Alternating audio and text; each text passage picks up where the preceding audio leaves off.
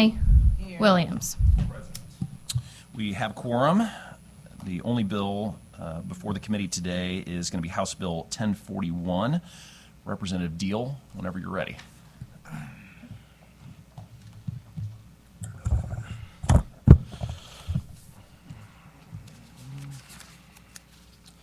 Thank you, Mr. Chairman, members of the committee. For the record, Dane Diehl, proudly serving Bates Vernon, Cedar County, District 125, here today to present House Bill 1041, as I like to call it, the American Beer Act. This bill specifically just lowers the excise tax on U.S. brewed and produced beer.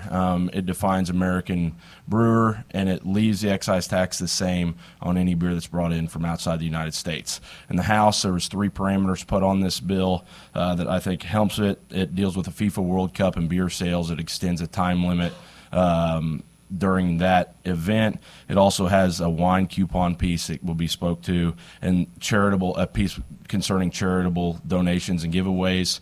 Currently, I believe you could give away wine, but you could not give away bourbon or beer. So this kind of fixed that in statute.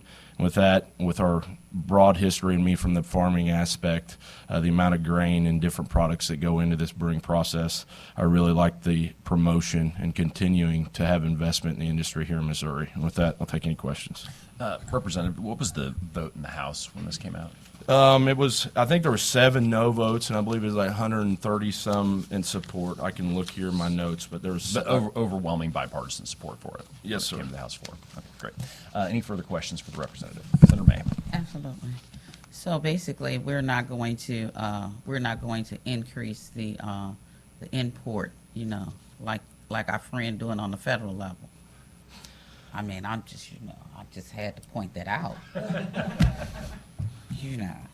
I think it's a good point, Senator. Very good. That's my only question. Yep. Any further questions? Seeing none, can I get a show of hands? How many witnesses in support do we have here today? Okay. How many witnesses in opposition do we have here today? Oh, there we go. All right. Well, we will.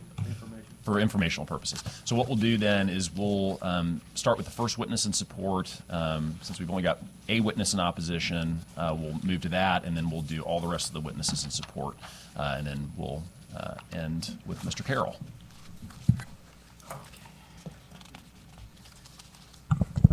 Good morning, Mr. Chairman, and thank you to the committee. My name is Adam Kazda, Director of Government Relations for Anheuser-Busch. Anheuser-Busch would like to publicly go on record in support of Representative Diehl's HB 1041. Anheuser-Busch has called Missouri home since 1857. Our 3,000 employees across 9 facilities in Missouri help to make and distribute America's iconic beers every day. We're proud to be a leading contributor to the state's economy and a committed community partner. Our family of independent Anheuser-Busch distributors also significantly contribute to the state's economy. Across 16 independent beer wholesalers who distribute AB products, an additional 1,200 workers are employed, and our distributors add to the hundreds of millions we pay in state and local taxes, supplies and services purchased, and capital investments in the state. The change in Missouri's excise tax for American-made beer is a small but significant change for the American beer industry. America's beer production is shifting to Mexico at a rapid rate, and with alarming consequences for our economy and our communities. Over the last 20 years, the percentage of beer imported into America has more than doubled, growing from 11% to 24%. Of those imported beers, 80% originated in Mexico, where beer is far cheaper to produce. This shift comes at a price, mainly at the expense of American workers, farmers, and communities. The pride we take in this great country should be properly and accurately applied to the American beer industry. As our CEO, Brendan Whitworth, recently wrote in a letter to our U.S. wholesale partners that encouraged them to work together to change industry terminology from domestic to American when describing beer made in America, American beers are the product of American hands. They are brewed by American workers who receive American wages. They rely on American farmers and on American raw material suppliers.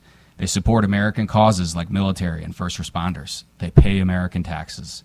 And they exist because of decades of capital investments made in hundreds of local communities right here in Missouri and across this great country. Like other American brewers, 99% of the beer that Anheuser-Busch sells in the U.S. is made in the U.S., and 99% of our ingredients come from American farmers. For these reasons, we're proud to voice our strong support for HB 1041 and thank the sponsor for his vision and partnership. If signed into law, this initiative would show American brewers in this state and across the U.S. that Missouri stands with American workers, American farmers, and American communities. Before I close, I'd like to address new potential opposition to this bill that you may hear this morning. Yesterday, I was informed by a close friend and well-respected lobbyist in the building that suddenly, this bill is going to do what I'm not sure to the export of California wine to foreign countries. But as the committee knows, Anheuser-Busch sells beer globally. We have one of the best corporate legal teams in the world, and looked for about 3 hours yesterday on any potentials with this bill and being an issue, and we're not able to find anything. So I'm curious what you might hear after my remarks. But the committee should know that I think is relevant that there are states like Ohio, Montana, Rhode Island, Alaska, several others that give preferential tax treatment to their in-state American craft brewers where they pay little or no excise tax. Pennsylvania, in-state distillers are given preferential tax treatment when selling liquor products to retailers. Colorado exempts craft brewers from the state's EPR recycling law. Missouri, American, and foreign brewers that do not have a presence in these states do not get these benefits, and it has not been an issue. Furthermore, this bill has been around since the beginning of session. It's had 4 public hearings and received no opposition in the House and Senate committee except for 2 individual citizens. The bill passed, as Representative Diehl said, 136-7 in the House last week. And as you'll see this morning, we've had industry, labor, large breweries, small breweries, and even a couple of Missouri distillers support this bill. Unfortunately, the Craft Brewers Guild could not be in attendance today due to their national conference in Indianapolis, but Sherry Wolgemuth wanted me to pass along her best wishes and support to the committee. Finally, if there are foreign brewers that are opposed to this bill, we hope this bill will be the catalyst for them to invest in the American economy by brewing their beer in the United States, hopefully in Missouri. Thanks for your time this morning, and I'm happy to take any questions. Any questions for Adam? Senator Williams. Good morning. Good morning, Good Senator. morning, Adam. And neighbor, I guess. And I don't know if this is a question for opposition or not, because I'm a little, I won't say I'm confused. I mean, it sounds like a really good bill, and that's why I'm trying to Yes, sir. find if there's some devil in the details. So help me understand the wine situation again. Could you repeat that and help me understand? what it is? I'm not I really don't know if sure. it's a question for your I think hearing. somehow maybe this bill would impact California wine sales in other countries. I'm not sure. I don't know what that got to do with Missouri. It seems like a state sovereignty issue. I don't know. And then the other question I have is, I mean, is there any American or Missouri-based beer companies that don't produce their beer in the States? No, sir. Okay. All right. So I guess it'll be a question for the opposition. I just wanted to understand that. Thanks for explaining that for me, and thanks for your testimony. Thank you, Senator. Any further questions for Adam? Seeing none, thank you for your testimony. Thank you. Mr. Schlemeyer.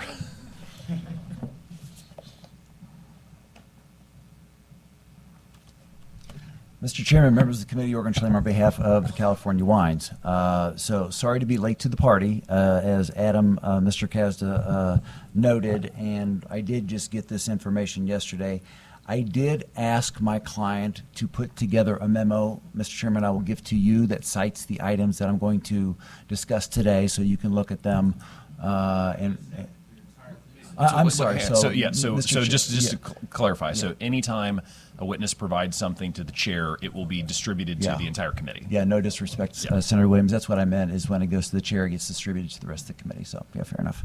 All right, so exactly right. Mr. Kazza brought it up. What in the world does the California Wines have to do with the beer tax in the state of Missouri? Okay, so as this memo will lay out, I believe it lays out, is that there is an interstate commerce clause, and this memo discusses that, and contrary to what Mr. Kazda says, so there is going to be a little difference here, that there is no other state that has taxed domestic versus foreign alcohol differently. And when there has been a Supreme Court case, and it has struck it down. Now still, why do the California wine guys care about that? Because the Interstate Commerce Clause with a pact that the United States has with other countries is if you or any of your state, and the Supreme Court case actually specifically talks about a state tax, then is part of the United States. When that is modified and there is a difference between the two, then other countries can tax any alcohol at a greater rate. So that's where the California wines have concern, is not whether or not Anheuser-Busch is going to get taxed differently than a foreign-made beer in Missouri. So what? It is, does this then trigger exactly what the court cases have struck down, and that is, do other countries then begin to tax California wines in other countries at a greater rate? That is our connection to the bill, and that's why we're concerned about it, and that's what I think this memo will outline to you all. Has that memo been shared with the proponents of the bill yet, or is this something that you've just gotten yourself? I got it 9:38 p.m. last night. Okay. Yes. Got it. So you will be the first to see it, and I'm happy to give it to Mr. Kazda as well. Great. Yes. Thanks. Senator May. So I don't know who this question is for, so I'm asking this question because I'm looking here, and I see that we have it in here. I'm on page 3, line 9 through 13. So right now, are we increasing the tax on malt liquors manufactured in the American brewery? Are we increasing this to 62 cents per barrel? I Is think that an increase, or is that the same? No, I think what you're doing is right now, I think they're both taxed at $1 or whatever it is, and I think what you're doing, what I think the bill is doing is lowering for domestic-made beers the tax and leaving the tax the same for the foreign-made beers, and therefore that creates the differential between the two tax rates. So we're not, the bill does not raise any excise taxes. It only lowers the excise tax on domestically produced beer. I would agree with that. That's right. Is Senator this Will- the, well, I wasn't trying to. Okay. Is this the, is this the result of what's happening federally? Are we doing this, or is this just market share? Well, I mean, so we're going to have a lot more proponents come up. That's probably Okay. not a question for the opposition to answer. So I don't know. puts them in kind of a tight spot. Yeah, right. So Senator Williams, you have a question as well. Yeah, and I think that's the biggest thing, is trying to figure out who the appropriate questions are for. I guess the only thing I would say, so we focused on quite a few things in the legislature, independent of this, where I became really concerned during the pandemic, how dependent our state was on foreign countries. I remember the Parson administration getting faulty PPE from China.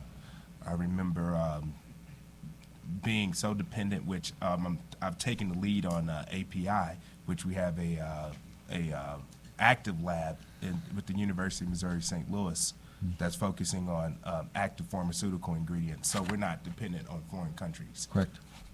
I guess my question would be, wouldn't this allow our state to have some form of independence from foreign countries, being able to promote and provide an incentive for companies to brew and manufacture beer in our state? Senator, that is a big question, probably a little bit outside my realm. I'm not sure that this bill addresses the independence of the state from foreign alcohol. The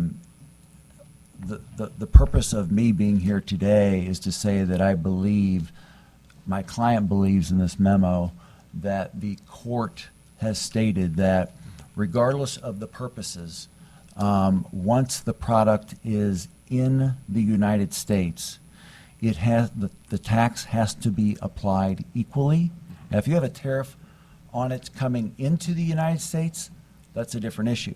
hey, we can put a tariff on that, and if you're going to ship it in, we're going to have a tariff when it comes across our boundary. But once it's in the state, then according to these cases, you cannot have a differential tax, and if you do, then it violates an international treaty that then allows for the tax to be higher on our products when we sell those to other countries. So But products all products produced or made or manufactured outside of the country. no products made inside the country but shipped to another country. Okay. Yes. Thank you. Okay, so the question that I have is, if that's an issue for your client, I mean, that same thing would apply to Anheuser-Busch, though. So, like, because Anheuser-Busch is domestically producing beer, that same trigger that you're talking about would allow foreign countries to tax Anheuser-Busch at a higher rate as well. Unless you have factories all over the world. So the treaty differentiates between companies that are domestic only versus companies that have a presence in other countries. It's produced. So domestically produced or foreign produced. So if you produce the product in the United States, then it does not, even if you're foreign owned, which, there's an example right there, right? If you're foreign owned, if you produce it in the United States, you are domestically produced. Okay. Any further questions for Mr. Schlemeyer? Seeing none, thank you for your testimony. Mr. Chairman, here is can I give this to you now? Yeah, if you can give it to Harley, then yep, we yep. will get a scanned copy of it, email it to all the members of the committee. Thank you, Mr. At the Chairman. end of the hearing. Further witnesses in support?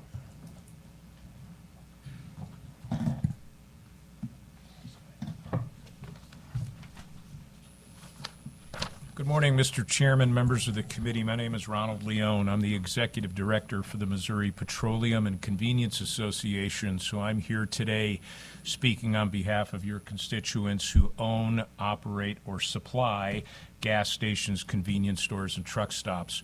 With your permission, Mr. Chairman, we support the entire bill, but my very brief testimony will focus solely on the Section 311.520 portion of the bill. And we support that section, Mr. Chairman, because we believe Missouri tax policy should support and encourage American-made products and American jobs.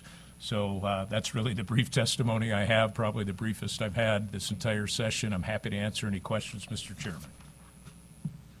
Any questions for Mr. Leone? Saying nothing, seeing none, thank you for your testimony. Further witnesses in support? And I just wanted to confirm again, we don't have other witnesses in opposition. David, I know you maybe have a client, but you're not going to testify. Okay, great. Mr. Chairman, members of the committee, my name is David Overfelt. I'm the president of the Missouri Retailers Association and a lobbyist for the Missouri Grocers Association. And yes, we support incentives to bring American jobs back from Mexico and other countries. I love it. Brief and to the point. Mr. Overfelt, any questions for him? See, Oh, yeah.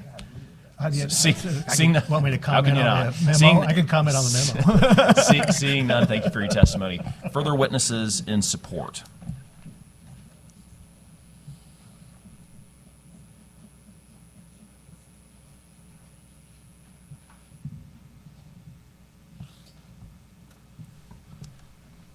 Mr. Chair, members of the committee, my name is Luke Reed. I'm here for the Missouri Chamber of Commerce and Industry, here to support House Bill 1041, especially 311-520. And I would also like to thank Senator Williams for his shout out to the API in Missouri. That is another Missouri product. And yeah, this bill would incentivize new companies to come into Missouri and the existing ones to stay in Missouri. So for those reasons, we support this bill. Great. Any questions for Luke?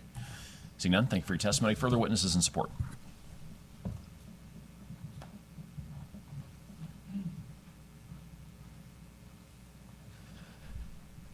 Good morning. Matthew Smith with Associated Industries in Missouri. I want to go on record in support of this bill, specifically for lowering the excise tax.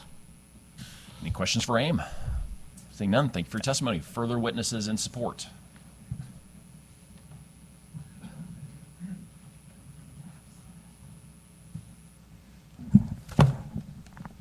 Good morning. Mr. Chairman, members of the committee, my name is Robert Pagano. I'm with Southern Glazers Wine and Spirits. I wanted to focus my comments on just two parts of the proposed legislation. First, I wanted to talk about wine mail-in rebates. For decades, spirit mail-in rebates have been legal in the state of Missouri. Wine mail-in rebates are not legal. Of the 8 border states that Missouri shares, 7 of those 8 states allow mail-in rebates. If a manufacturer wants to promote his or her wines in the state of Missouri, he can't do so via a mail-in rebate. Instead, those funds will be diverted to or given to the 7 surrounding states. The loser in the equation are the Missouri consumers. So we are very much in support of wine mail-in rebates for the state of Missouri. It would benefit Missouri consumers. Currently, that's not the case. The mail-in rebates, by the way, are on top of the discounts that the wholesaler and the retailers offer their consumers. So it's an additional way for Missouri consumers to save money. We're also in support of the other part of the bill regarding liquor donations. Currently in the state of Missouri, you can support a charitable organization with a donation of wine or beer, but you can't for spirits. We have many requests, and people in the industry, throughout the industry, have requests for donations for spirits. Currently, we can't do that. We think it would be a benefit to Missouri to allow that. Be happy to answer any questions. Any questions for Mr. Pagano? Senator May. Good morning. So what was the reason behind that, though? I can't remember. On the For donations not or the mail-in allowing for not allowing the donation of spirits. What was the reason behind that? It was something. Senator, there's been a lot of talk about it. I've been in the industry 49 years. Mail-in rebates for spirits have always been allowed, but they haven't for wine. There is conjecture, but I'd rather not say. It's just been part of it. So, because I was talking about the donations to charitable organizations Oh, okay. for spirits. It's the same response. It's been that way forever, and But you don't remember why? I don't know if anybody remembers why. I do. I can't pull it okay. right now, but I'm going to pull it. Thank Okay. you. Sorry to not be able to answer it. Any further questions for Mr. Pagano? Senator Williams. Rob, really quick, this would also, because I think I've seen this on several boards that I'm on, where we get donations from Southern Glazers, and they send us wine, but we can't get any of the spirits. So that would allow a lot of those charities like Right. Nurses for Newborns. That's correct, Senator. Okay. There's a All right, lot of thanks. interest in craft spirits and tequilas. Well, they so- do it for auction items right, and things exactly. like that too. That's right? why. Okay, thank you. Thank you for your testimony. Further witnesses in support.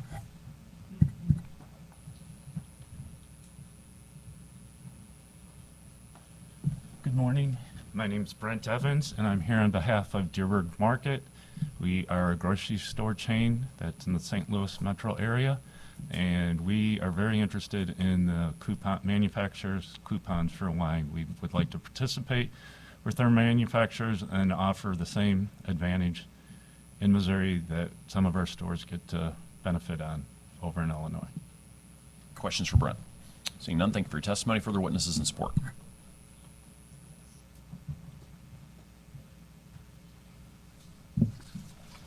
Good morning, Mr. Chairman, committee members. My name's Scott Ramshaw. I'm with the Plumbers and Pipefitters out of St. Louis.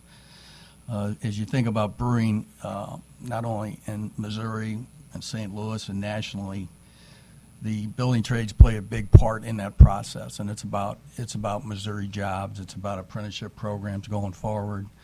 It's about that trained workforce for generations. We have had generations of workforce work at Anheuser-Busch, at the brewery in St. Louis, and across the country.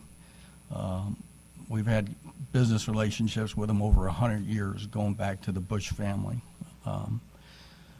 They are a proud partner, and we're proud to be their partner, not only in St. Louis, but nationally. And the jobs that they supply, and if you think about if you think about the history of Anheuser-Busch and the jobs that they're talking about, it's not only the brewing jobs they're talking about, but it's the jobs that have allowed parents to put their kids through college, becomes doctors, lawyers, nurses. The list goes on and on. But the jobs through the farmers with the farmers supplying the different products from the field. But as you think about brewing itself, there's byproducts from brewing. So Anheuser-Busch is involved in so many different things.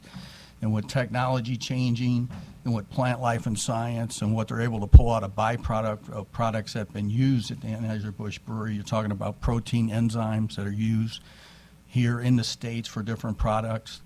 And it's about protecting Missouri workers, national workers, and anything we can do to promote brewing across the country. I think it's important. And Modelo has built large, massive breweries in Mexico. And at the playing field is not level. So I think we need to adjust that somehow. So anyway, I'd be happy to answer any questions. I do want to turn in a witness sheet for Missouri President Jake Hummel of the AFL-CIO also. Any questions for Scott? Seeing none, thank you for your testimony. Further witnesses in support? Thank you. Any further witnesses in support? Seeing none, witnesses for informational purposes. Mr. Carroll. Thank you.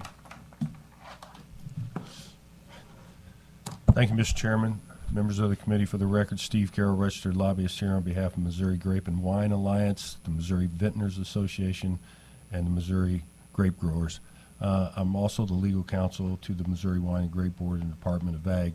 We want to go on record kind of in both support of the bill because we want to help our local brewers here, obviously our craft brewers in the state of Missouri. But for informational purposes, many of you have small wineries in your district. We have 160 wineries in the state. Senator Huff and also Representative Diehl have introduced a bill that would shift over 9 cents of the current wine and grape tax to the Missouri Wine and Grape Board to help fund the new research and fermentation center that you all funded last year with a $3 million line item appropriation.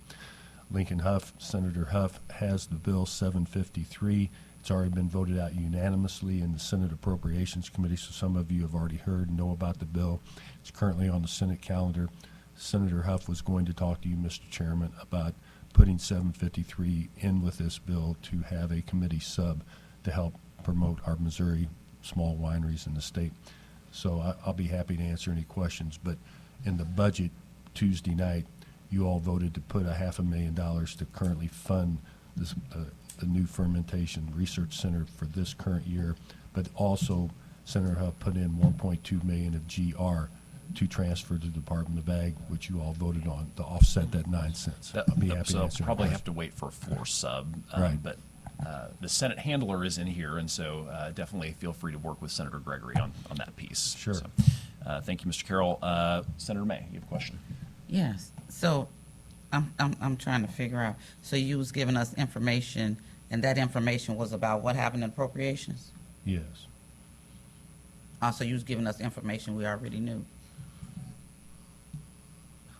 I was given information that the chairman and the vice chairman did not know.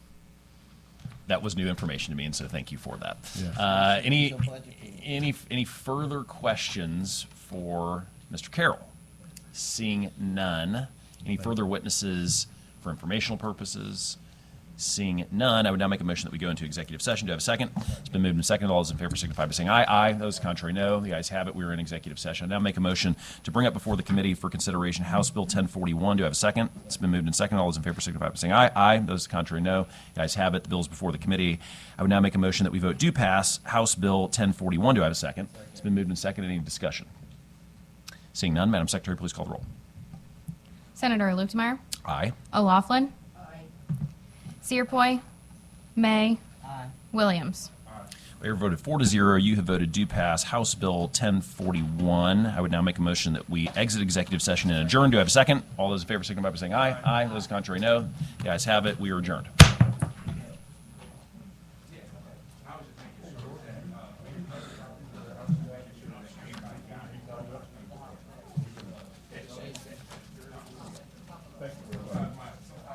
Thanks, Jorgen.